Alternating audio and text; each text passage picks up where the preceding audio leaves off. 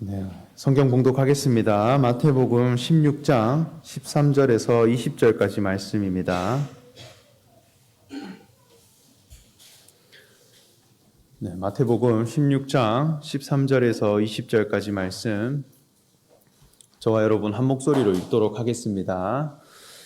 예수께서 빌립보 가이사랴 지방에 이르러 제자들에게 물어 이르되 인자를 누구라 하느냐?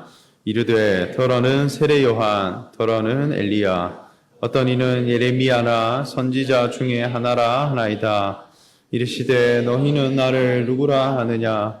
시몬 베드로가 대답하여 이르되 주는 그리스도시요 살아계신 하나님의 아들이시니이다. 이르시되 바요나 시몬아, 내가 복이 있도다. 이를 내게 알게 하니는 혈육이 아니요 하늘에 계신 내 아버지시니라. 또 내가 내게 이르노니 너는 베드로라. 내가 이 반석 위에 내 교회를 세우리니 흉부의 권세가 이기지 못하리라. 내가 천국 열쇠를 내게 주리니 내가 땅에서 무엇이든지 매면 하늘에서도 매일 것이요 내가 땅에서 무엇이든지 풀면 하늘에서도 풀리리라 하시고, 경고하사 자기가 그리스도인 것을 아무에게도 이르지 말라 하시니라. 아멘. 네, 예수님이 제자들과 함께 빌립보 가이사랴라고 하는 지방에 이르렀을 때 그곳에 제자들에게 물으시기를 사람들이 인자에 대해서 무엇이라 하느냐, 그리고 너희는 나를 누구라 하느냐라고 하는 두 개의 질문을 던지셨습니다. 먼저는 이 빌립보 가이사랴라고 하는 지방은 그 이름에 답게 로마 황제 가이사의 이름을 본따서 지은 지명으로 로마 황제를 칭송하고 또 숭배하는 그런 신전을 아주 크게 세워서 나라의 정치적으로 늘 힘을 보태가는 그런 지역이었습니다. 그리고 당시에 유행하던 그 헬라 문화들과 융합해서 다양한 이방 신들, 그리스 신들의 신전과 그 동상과 우상들을 가는 곳곳마다 세워져 있는, 그래서 우상과 신전이 가득한 그런 지역이었다고 할 수 있겠습니다. 지금도 성지 순례를 가보면 그 빌립보 지역 자체가 가는 곳마다 곳곳에 그리스의 신들 그리고 신전들이 이렇게 세워져 있는 그런 도시였다고 할 수 있겠습니다. 그 예수님이 이곳에 가셔서 제자들에게 너희는 나를 누구라 하느냐 이렇게 물으신 것입니다. 먼저 이 본문이 있기 전에 말씀을 살펴보면 예수님이 공생애를 행하실 때 바리새인들과 사두개인들이 찾아와서 예수님께 말씀하기를 선생님이여 하늘로부터 오는 표적을 보여주십시오 요청했습니다. 예수님을 보니까 예수님이 가시는 곳마다 기적을 일으키고 병든 자를 회복시켜 주시고 또 줄인 자에게 많은 풍성한 양식을 먹이시는 등 가는 곳마다 그곳에는 위대한 현상들과 기적들이 나타나더라는 거예요. 그래서 예수님을 통해 더 큰 기적을 보기 원하고 하나님으로부터 주어지는 위대한 기적들을 더 보여주십시오 요청한 것입니다. 그러나 예수님은 그들에 대해서 말씀하시기를 요나의 표적 외에는 보일 것이 없다 이렇게 하셨고, 그리고 제자들에게는 사두개인들과 바리새인들의 누룩을 주의하라 그렇게 말씀하셨습니다. 오히려 이것은 부풀려진 신앙이고 누룩이 낀 것 같이 굉장히 과장되어 있고 또 부풀려진 그런 신앙의 모습이다 하는 거예요. 예수님이 이 땅에 오신 목적이라 하는 것은 하나님이 사람을 지으신 목적이 무엇인가? 하나님이 사람을 보실 때 만족할 만한 참 사람의 위치가 있는데 그 위치를 모든 사람이 이탈해버렸고 다 변질되어져 버렸기 때문에 예수님이 친히 이 땅 가운데 오셔서 참 사람이라고 하는 기준은 무엇인가? 하나님이 보실 때 만족하실 만한 사람의 그 존재 위치가 어디인가 하는 것을 깨닫고 그것을 회복시켜 주시기 위해 이 땅에 오셨고 또 그 목적이 이루어져 가는 데 있어서 기적도 일으키시고 어떤 가르침도 내어주셨다는 거예요. 그러면 그 모든 과정들을 통하여서 예수님은 누구신가 하는 것을 발견해가고 그분을 통해 나는 하나님 앞에 누구인가 하는 것을 발견해가는 그 믿음의 변화가 있어야 하는데 거기에 관심은 두지 않고 그저 어떻게 한번 기적이 더 일어나 볼까, 위대한 현상이 더 나타나 볼까, 여기에 관심 가지는 것 자체가 이것은 부풀려진 신앙이라는 거예요. 본래 하나님 앞에 지음받은 위치보다 더 과장된 것이고 더 오버된 것이다. 그래서 누룩을 주의하라 이렇게 말씀했습니다. 그리고 제자들만 데리시고 빌립보 지역으로 가셔서 물으시기를 사람들이 인자에 대해서 무엇이라 하느냐 이렇게 물으셨습니다. 우리 성경의 본문 말씀을 같이 한번 읽어보면 좋겠는데요. 13절 말씀부터 우리 16절까지 말씀 같이 오늘 본문 말씀을 한 목소리로 읽어보면 좋겠습니다. 13절부터 16절까지 말씀입니다. 시작. 예수께서 빌립보 가이사랴 지방에 이르러 제자들에게 물어 이르시되 이르되 더러는 세례 요한 더러는 엘리야 어떤 이는 예레미야니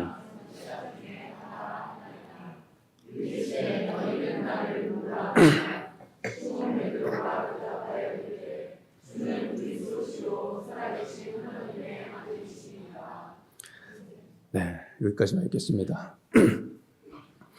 예수님이 물으셨을 때 먼저는 사람들이 나를 무엇이라 하느냐 물으셨고 그리고 너희는 나를 누구라 하느냐 이렇게 물으셨는데 결국 베드로는 주님에 대해 고백하기를 주는 그리스도시요 살아계신 하나님의 아들이십니다 고백했습니다. 이 고백에 대해 예수님은 베드로야 너가 천국의 열쇠를 가진 자다. 그리고 너는 반석과 같아서 이 반석 위에 교회를 세울 것이다. 이렇게 말씀을 했습니다. 그러니까 어떤 고백이 나왔는데 이것은 교회 공동체에까지 이어지는 의미부여가 되었다는 거예요. 하나님 나라가 열릴 것인가 말 것인가 할 만큼 중요한 열쇠가 이 고백 안에 담겨 있더라는 것이죠. 사람들이 나를 누구라 하느냐 그리고 너희는 나를 누구라 하느냐 이 관계에 따라서 반석 위에 세워진 교회가 되기도 하고 또 거룩한 신앙 공동체가 되기도 하더라는 것입니다. 그래서 여기에 나타나는 이 질문 속에 교훈하고 있는 만남과 관계들 이것은 너무나 중요한 우리 신앙의 의미라 할 수 있겠습니다. 우리 인생에는 수많은 관계들이 있는데 그 모든 관계들을 구분해보면 3인칭 관찰자의 만남이 있고 2인칭 주관자의 만남이 있다 이렇게 했습니다. 그래서 철학자 마틴 부버는 나와 너라고 하는 책을 통해서 이것을 독일어로는 이히 운트 두라고 하는 그 책을 통해서 설명하기를 이 세상의 모든 관계는 나와 그것이라고 하는 3인칭의 관계가 있고 나와 너라고 하는 2인칭의 관계가 있다 이렇게 소개했습니다. 이 3인칭의 관계라고 하는 것은 나와 그것이라 하는 관계인데 이것은 대단히 객관적이고 어떤 정보 안에서 만나진 그런 관계입니다. 그래서 이 관계 사이에 그것이 빠졌다고 해서 나라고 하는 존재의 의미가 상실된다든지 변화되느냐? 아니라는 거예요. 내가 없다고 해서 그것에 대한 가치가 훼손되느냐? 아닙니다.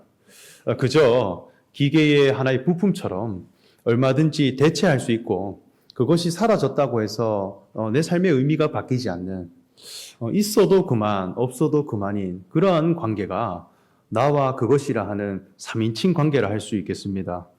마치 내가 차를 몰고 길을 가는데 내 주변에 지나가는 가로수들이 있죠. 잠시 잠깐 나와 머무르지만 그 가로수가 사라졌다고 해서 내 인생의 의미가 바뀌어지느냐? 아닌 것이죠. 그냥 지나가면 그뿐인 스쳐 지나가는 그런 관계라 할 수 있습니다. 세상으로부터 주어지는 모든 만남과 관계는 대부분이 이런 3인칭 객관적인 관계입니다. 서로가 잠시 잠깐 이익을 위해 잠시 머물러서 맺어진 관계입니다. 어떤 역할과 기능이 쇠하여지면 언제든지 변질되고 무의미해질 수 있는 관계라는 것입니다. 그래서 평생 일한 그 회사 사람들, 동료라 하지만 퇴사를 하게 되는 순간 남이 된다는 거예요. 그런데 2인칭 관계라고 하는 것은 당신이 없으면 내 삶의 의미가 상실되는 관계예요. 내가 없으면 당신도 삶의 의미가 상실되어져 버리는, 서로가 없으면 자기 삶을 설명해낼 수가 없을 만큼 의미 부여가 되어지고 가치 부여가 되어진 그런 관계라 할 수 있겠습니다. 오늘날 교사는 많되 스승이 없고 학생은 많으나 제자가 없다라고 하는 말을 합니다. 교사와 학생의 관계가 있고 스승과 제자의 관계가 있습니다. 교사와 학생의 관계는 성적을 위해 잠깐 맺어진 관계입니다. 교사는 출석부를 가지고 학생들의 이름을 부르고 인원을 체크합니다. 그리고 교육청에서 서류로부터 인정된 직함이기 때문에 내게서 학생이 한 명도 없다 할지라도 나는 교사다. 내 직업은 교사입니다. 이렇게 소개할 수 있어요. 그런데 스승과 제자의 관계라고 하는 것은 스승의 모든 삶의 가치관을 제자는 따르고자 고백을 하고 또 그 스승에 대한 가치 부여를 함으로 따르는 그런 관계입니다. 그래서 그 따르는 제자로 말미암아 스승이 되어지고 그리고 자기 삶의 모든 목적을 이끌어줄 수 있는 그 스승으로 말미암아 제자가 되었다 할 수 있는 그런 관계입니다. 그래서 얼마든지 서로를 대신해 줄 수 있고 또 내가 없으면 당신이 없고 당신이 없으면 내 삶의 이름이 의미가 사라지는 그런 관계라 할 수 있겠죠. 저는 어릴 적에 6시 내 고향이라고 하는 그 프로그램을 가족들과 함께 본 적이 있는데 초등학생 때 가족들과 그 프로그램을 보는데 시골의 한 인고 부부가 그 프로그램에 나와서 뭐 부부의 삶을 소개하기도 하고 마을도 소개하는데 그 마을에서 아주 소문난 인고 부부라 이렇게 했습니다. 그래서 너무나 사이도 좋고 관계도 동독한 그런 부부 사이였는데 PD가 그 두 사람을 인터뷰하면서 묻기를 할머니에게 질문을 했습니다.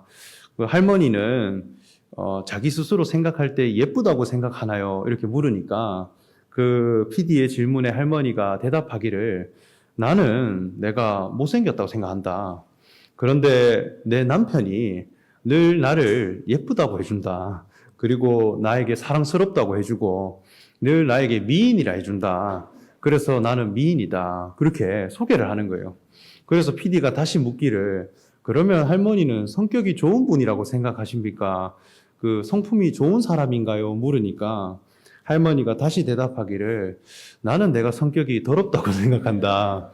나는 내가 좋은 성격을 가진 사람이 아니라고 생각하는데 늘 내 남편이 나에게 당신은 너무 착한 사람이다.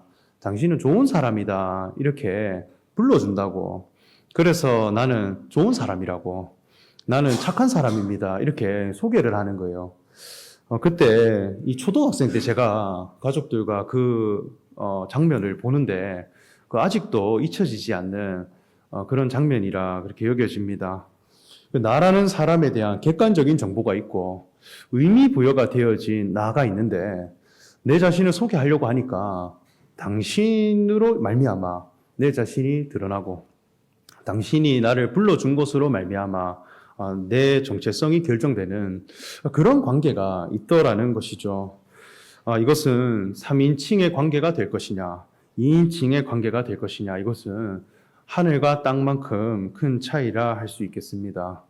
이것은 예수 그리스도에 관하여 우리가 나아가는 데 있어서도 과연 어떤 관계로 예수님을 만나갈 것인가 이 기로에 있는 말씀이라는 것이죠. 우리 다 함께 찬양을 한 곡 부르고 말씀을 이어가도록 하겠습니다. 찬양집 245번 주 예수 나의 당신이여 함께 찬양하겠습니다.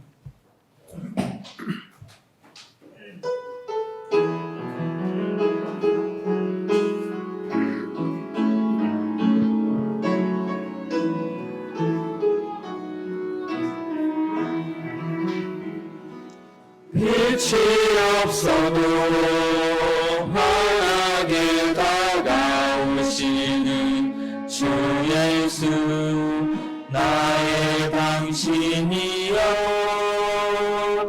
흠성이 없어도 똑똑히 들려주시는 주 예수 나의 당신이여 당신이 계심으로 나도 있고 당신의 노래가 머무르고 나는 부를 수 있어요 주여 꽃처럼 향기나는 나의 생활이 아니어도 나는 당신이 좋을 수밖에 없어요 주 예수 나의 당신이여 나는 없어도 당신이 곁에 계시면 나는 언제나 있습니다 나는 있어도 당신이 곁에 없으면 나는 언제나 없습니다 당신이 계심으로 나를 입고 당신의 노래가 머무므로 나는 부를 수 있어요 주여 꽃처럼 향기나는 나의 생활이 아니어도 나는 당신이 좋을 수밖에 없어요 주 예수 나의 당신이여 네, 하나님의 나라는 3인칭 관찰자의 관계가 아닌 2인칭 주관자의 관계에서 도래하는 곳입니다. 어쩌면 성경에 있는 모든 말씀이 다 2인칭의 관계에 관하여서 소개하는 말씀이라 그렇게 여겨집니다. 아버지와 아들의 관계, 목자와 양의 관계, 신랑과 신부의 관계, 포도나무와 가지의 관계, 그리스도께서 머리가 되시고 교회는 그의 몸이라 이렇게 했습니다. 그리고 그 몸된 교회는 그 지체들의 관계다 이렇게 소개합니다. 머리와 몸의 만남이 먼저는 이루어지고 그리고 그 몸에 속한 지체들은 한 지체가 고통을 받으면 나머지 지체들도 고통을 받고 한 지체가 영광을 받으면 온 몸이 영광을 받는 그러한 관계라는 것입니다. 서로 뗄래야 뗄 수가 없고 본능적으로 서로 반응을 하고 함께 합력하는 관계라는 것입니다. 그래서 성경의 모든 말씀들은 2인칭의 관계가 어떻게 도래하게 될 것인가 하는 것을 소개하는 말씀이라 할 수 있겠습니다. 신앙생활을 해가는 데 있어서도 예수님에 대해 3인칭으로 만나가는 사람이 있고 2인칭으로 만나가는 관계가 있습니다. 예수님에 대해서 설명을 해보라면 너무나 잘할 수 있어요. 교리 안에서 외우고 또 학습되어진 예수 그리스도, 그분에 대해서 얼마든지 설명을 해낼 수도 있고 소개도 할 수 있습니다. 요즘에는 AI 프로그램에다가 예수님에 대해 알려달라고 입력하면 그분의 생애와 행적과 업적에 관하여서 다 설명해 준다고 합니다. 2000년 전에 팔레스틴 지역에 오셔서 죽고 다시 사신 예수님, 이것을 교리로 정리해서 내가 외우고 고백해가는 만남, 이것 자체는 그저 3인칭의 관계밖에 안 된다는 것입니다. 당신이 있으므로 내가 있고 나로 인해 당신이 의미 있게 되는 그러한 만남과 그러한 관계로서의 예수님, 다시 만나야 한다는 거예요. 그래서 예수님의 관심은 사람들이 나를 누구라 하느냐가 아니라 너희는 나를 누구라 하느냐, 여기에까지 물어가신 것입니다. 먼저 사람들의 평가는 어떠하냐 할 때 더러는 엘리야이고 더러는 세례 요한이고 더러는 예레미야다. 선지자들 중에 하나라 이렇게 평가했습니다. 예수님에 대해 선지자 중 하나입니다. 그렇게 표현하는 것입니다. 그런데 베드로는 주는 그리스도시요 살아계신 하나님의 아들입니다. 고백한 것은 자기 눈에 그리스도로 보였다는 거예요.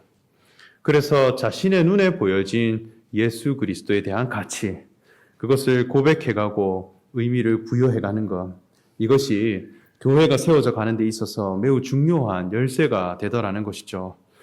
그리스도와 선지자에 대한 발견들, 이 차이가 무엇일까요? 선지자들은 하나님의 뜻을 따라 앞서서 살아간 그런 모범자들인데 그들이 보여준 신앙은 하나님께 이르는 그 과정들을 소개하고 있습니다. 하나님께 나아가는 어떤 목적된 존재를 제시하는 것이 아니라 그 방법과 과정에 관하여 몸으로 하나님의 계명을 지켜 행하고 모범을 보여서 앞서서 백성들에게 신앙을 보여주신 자들입니다.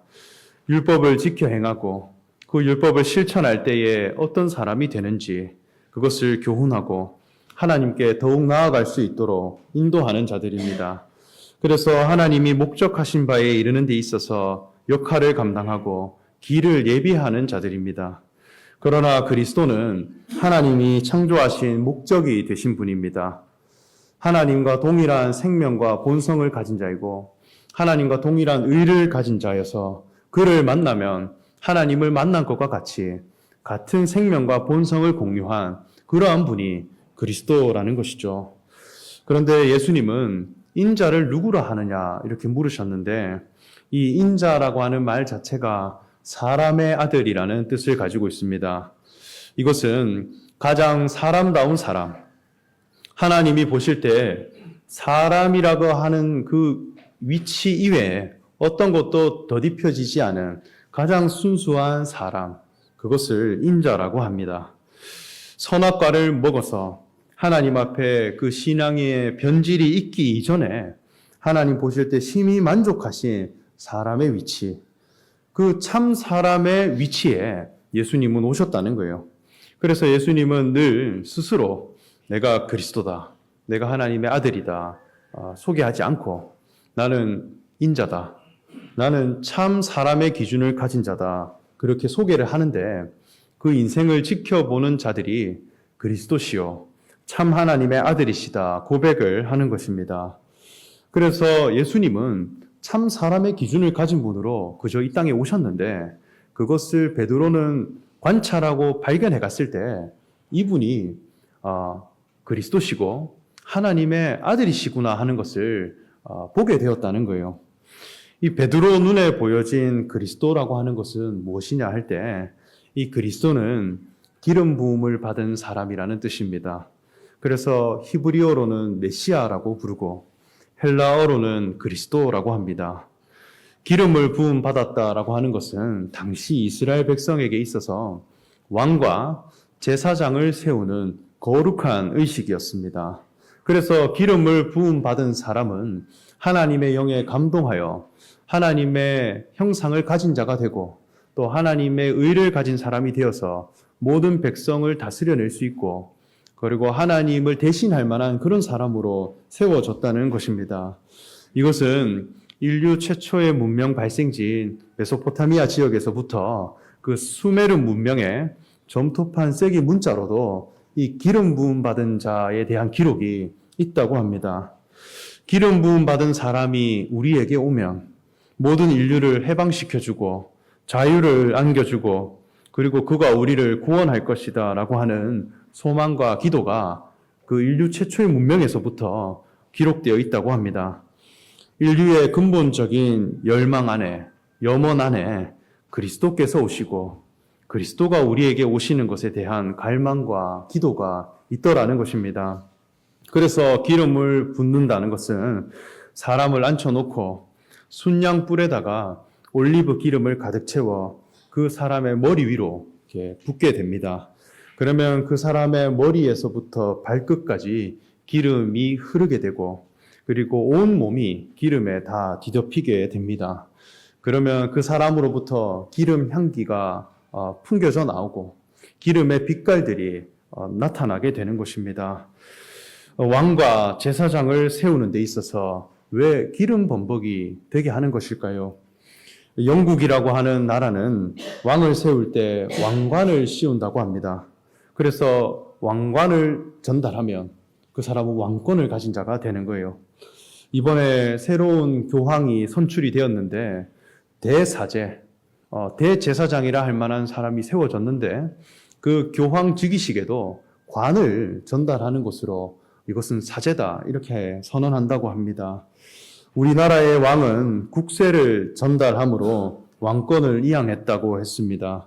그래서 어떤 소유물을 전달하면 그때부터 힘을 가지게 되고 고난을 가지게 되는데 하나님의 나라는 기름과 그 사람이 하나 되어져 가는 그 사람과 기름이 구분이 안 될 정도로 부음을 해가는 그런 의식으로 사람을 세워가다라는 거예요.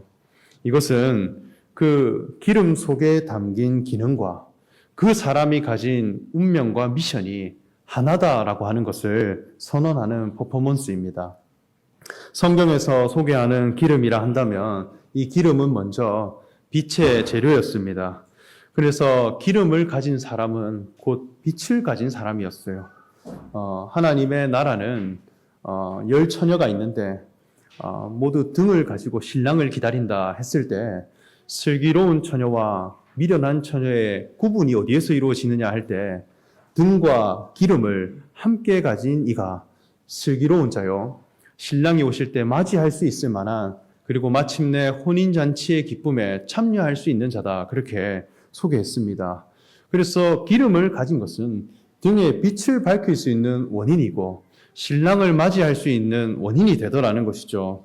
그리고 당시에 기름이라 한다면 사람의 상처를 치료해 줄 수 있는 회복제였습니다. 그리고 사람의 빚을 탕감해 줄 수 있을 만큼 중요한 화폐 가치였고 부가 가치였습니다. 그래서 기름을 내어주면 그 사람이 종으로부터 해방되고 노예로부터 벗어날 수 있는 그런 가치가 되었다는 것이죠. 그리고 배고픈 자들에게 기름은 큰 에너지가 되기도 합니다. 중요한 양식이었다는 것이죠. 그리고 사람을 아름답게 해주는 미용의 재료였습니다. 그래서 이 기름 안에 다양한 역할과 기능이 있는데 이 기름을 그 사람의 머리에 부었다라고 하는 것은 이 기름 속에 있는 기능과 미션이 당신에게 충만한 자입니다. 당신의 삶 자체가, 당신의 존재 자체가 이런 기름과 같은 사람입니다 하는 것을 선언하는 의식이라는 것이죠. 그래서 그 사람을 만나면 어둠 가운데 걸어가던 인생이 마치 빛을 만난 것과 같이 밝은 진리를 보게 되고 사람의 지음받은 목적이 깨닫게지게 되므로 내가 살아가는 데 있어서 참 밝은 진리가 무엇인가 하는 것을 알게 되는 사람이 되고 또 세상의 가치관, 또 세상의 어떤 소유 가치들 그것으로부터 상처받고 훼손되어진 그리고 일그러진 내 마음이 그분을 통하여서 회복이 되고 내 본래 형상이 무엇인가 하는 것이 원상복구가 되는 본래의 위치로 회복되어지는 그런 만남이 있더라는 것입니다.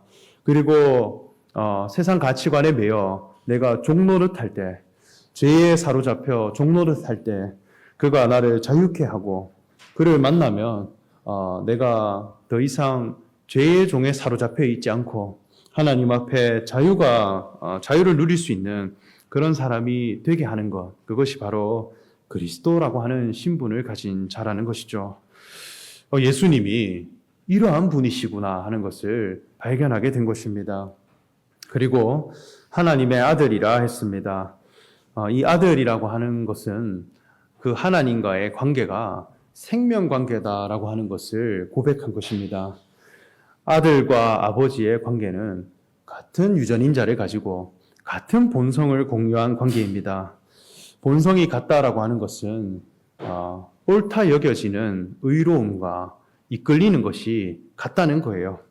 아버지가 귀하게 여기는 것에 자녀도 본성상 이끌리게 되고 아버지가 싫어할 만한 것에 대해서는 자녀도 불의하다 여길 수 있는 그런 본성을 가진 자더라는 거예요. 이것은 사람의 어떤 노력함, 사람의 수고함, 사람의 어떤 훈련함, 사람의 어떤 만들어냄으로 하나님께 이르러 가는 것이 아니라 생명이 일치되었을 뿐인데 그 아버지의 모든 의로움과 가치 기준을 드러낼 수 있는 존귀한 자다라고 하는 것이 베드로의 눈에 보여진 것입니다.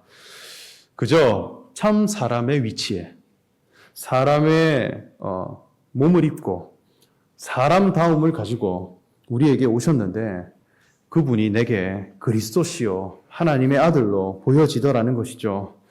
기름 부음 받은 자라고 하는 가치가 그 속에 발견된 것입니다. 이것은 우리도 이 신앙 안에서 이러한 고백들과 발견이 반드시 이루어져야 하는 사건이라 여겨집니다. 이러한 고백 위에 교회가 세워질 것이라 하셨고 천국 열쇠를 내게 주리니 내가 땅에서 무엇이든지 매면 하늘에서도 매일 것이요 내가 땅에서 무엇이든지 풀면 하늘에서도 풀리리라 이렇게 예수님이 말씀했습니다. 참 사람의 위치, 인자로 오셨는데 하나님 앞에 왕 같은 제사장이시구나. 그분이 그리스도시구나. 그분이 하나님 앞에 동일한 생명과 본성을 가진 아들이시구나 하는 것이 내 눈에 보여지고 내가 그것을 고백하는 사람이 될 때 우리 자신도 거룩한 신앙 공동체라고 하는 교회에 포함되어지고 흔들리지 않는 반석 위에 세워진 교회가 우리 가운데 분명히 도래하게 될 것이라 그렇게 확신합니다. 이 베드로의 신앙 고백과 발견이 우리 속에 늘 충만하게 있기를 소망하며 말씀 전합니다. 함께 기도하겠습니다.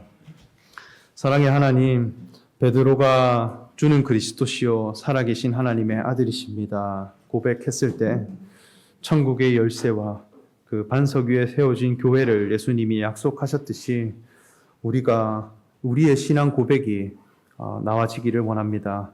예수 그리스도에 관하여서 발견할 때 임자로 오신 예수님이 참 그리스도시요 참 하나님의 아들이 되신다라고 하는 그 비밀을 우리가 늘 묵상하고 발견하는 자가 되게 하시고 그것이 우리에게 밝히 보여져서 우리의 고백이 되고 또 우리의 만남이 되어질 때 하늘로부터 주어지는 그 거룩한 신앙 공동체와 또 그 의로움들을 다 누려갈 수 있는 성도들이 다 되게 하여 주시옵소서. 감사드리며 예수님의 이름으로 기도합니다.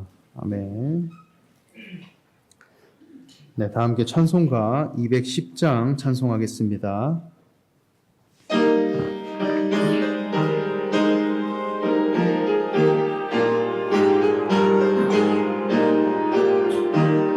시온 성과 같은 교회 그의 영광 한없다 허락하신 말씀대로 주가 신이 세웠다 반석 위에 세운 교회 흔들 자가 누구랴 주레워싸도 아무 근심 없도다 생명샘이 솟아나와 모든 성도 마시니 언제든지 흘러넘쳐 부족함이 없도다 이런 물이 흘러가니 목마를 자 누구냐 주의 은혜 풍족하여 넘치고도 넘친다 주의 은혜 내가 받아 시온 백성 되는 때 세상 사랑 비방에도 주를 찬송하리라 세상 헛된 모든 영광 아침 안개가 되나 주의 자녀 영원